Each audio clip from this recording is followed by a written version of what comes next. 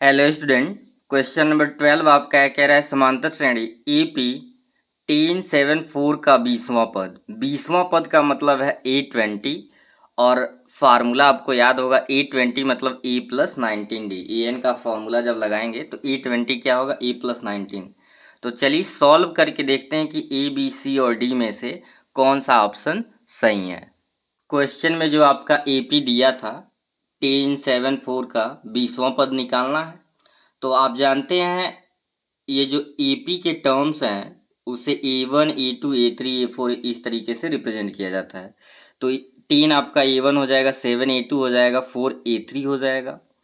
तो ये जो होता है A1 होता है, यानी A1 को ही हम A कहते हैं, यानी कि प्रथम पद फर्स्ट टर्म। तो ये 10 हो गया। D निकालने का फॉर्मूला होता है A2 माइनस A1 या A3 माइनस A2। अगले पद में से उससे पहले वाले पद को अगर घटा देते हैं तो AP निकल जाएगा। तो A2 माइनस A1, A2 है 7 और माइनस 10, तो ये क्या आ जाएगा आपका -3। E निकल गया, D निकल गया। सो A20 हमें निकालना, 20वां पद का मतलब A20 और A प्लस 19 D कैसे निकला है, AN equals to E plus 9 N minus 1 into D होता है।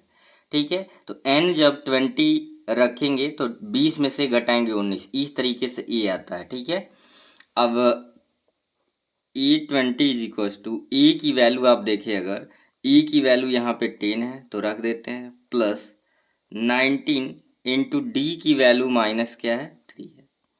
तो A20 इज इक्वल्स टू 10 और 19 का -3 में गुणा करेंगे तो -57 होगा, और 57 में -57 और ये प्लस का 10 है, तो ये माइनस का क्या बचेगा 47।